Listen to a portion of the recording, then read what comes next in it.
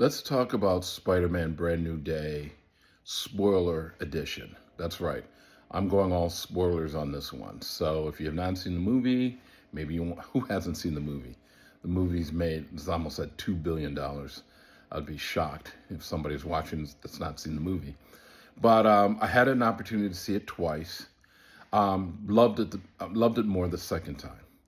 I felt like this was the most mature Spider-Man story we've gotten so far. I thought that the performance between Tom Holland and Zendaya and the actor that plays Ned were pretty much off the hook. Tom and Zendaya's chemistry is really fantastic. And really, it's really, and the direction I thought was pretty good. It's directed by Dustin Daniel Cretton, who did Shang-Chi and who also did Wonder Man. And Wonder Man is literally one of my favorite Marvel TV shows, period. And what was interesting about Wonder Man was the fact that it was really about the characters. It was about the relationship of the characters. It was very little superhero in that show. It's all about the characters. And it's pretty much the same here. Spider-Man Brand New Day focuses on characters and the emotions that these characters are going through, and that is its greatest strength of the film. It makes you care about these characters in a way for me, that the other three never really did.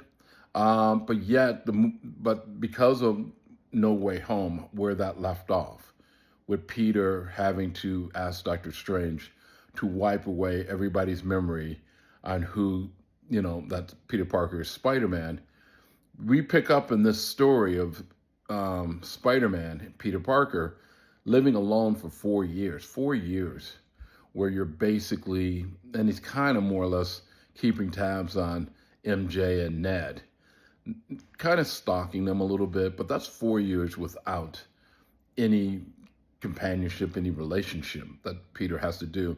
And he puts all his emphasis on just being Spider-Man. And what the movie really does right off the bat is show you what it's like being Spider-Man. Better than any of the Spider-Man films that came before it that's live action. There are moments where they're recreating famous comic book covers in the opening, when Spider-Man is fighting Scorpion, when Spider-Man's fighting Tombstone, Boomerang. They just do this wonderful moment of really making you feel like you're Spider-Man.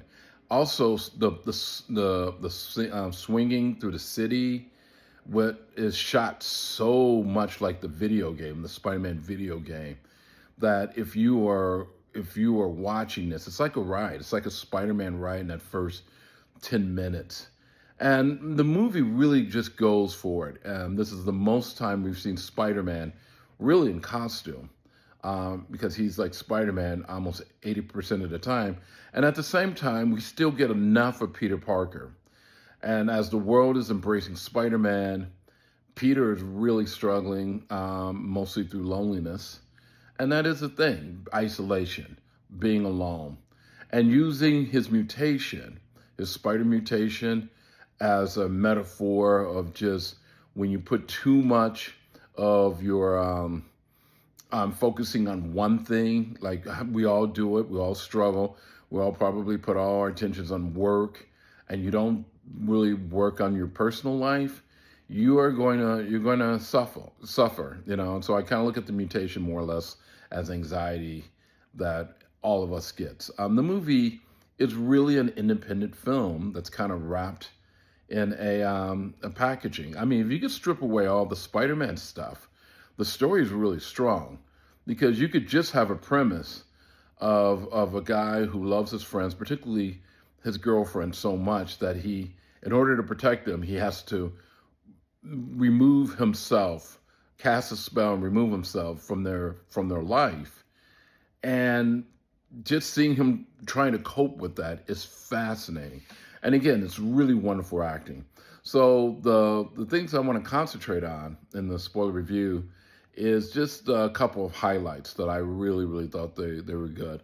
And then I have some gripes that I do want to get off my chest, so to speak.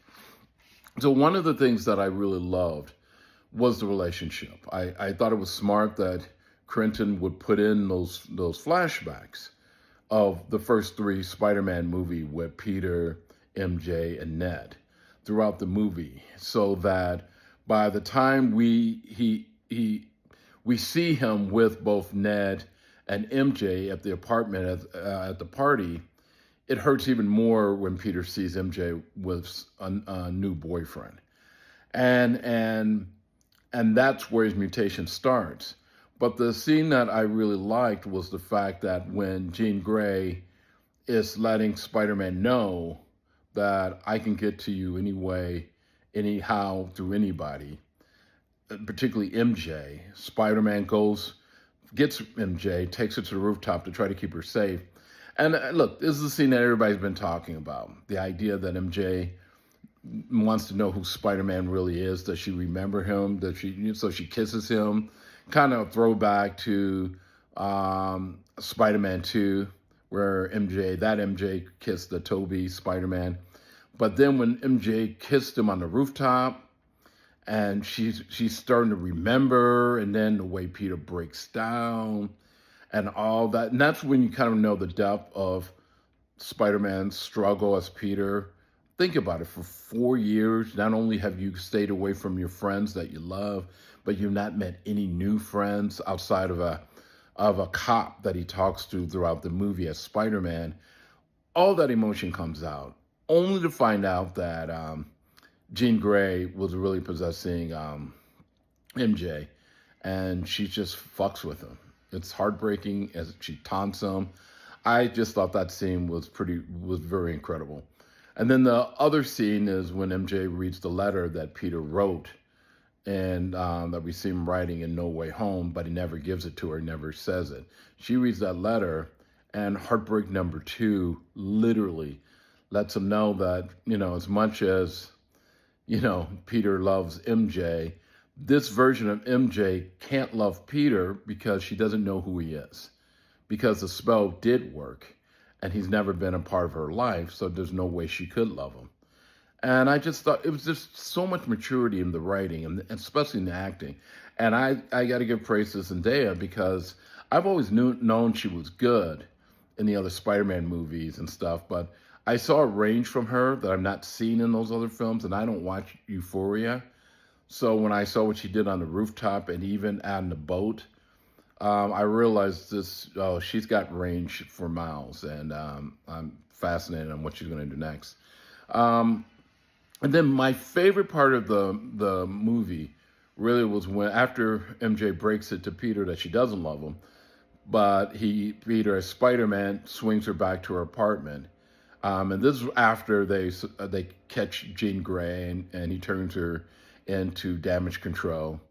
And she invites him in to meet to meet Ned, because Ned is really obsessed with Spider-Man, but he doesn't remember that he knew Spider-Man. So it's a scene where Peter comes up to the apartment, but he comes up as Spider-Man, and then him and Ned are just kind of hanging out on the couch, and they're building their Star Wars Lego, but this time it's Spider-Man. And there's a moment where Jean is sitting on the couch, and Ned is geeking out about the web shooters and how they work, and then we see MJ is drawing something, and what you see her drawing it's Ned and Peter, or Spider-Man, but Spider-Man doesn't have his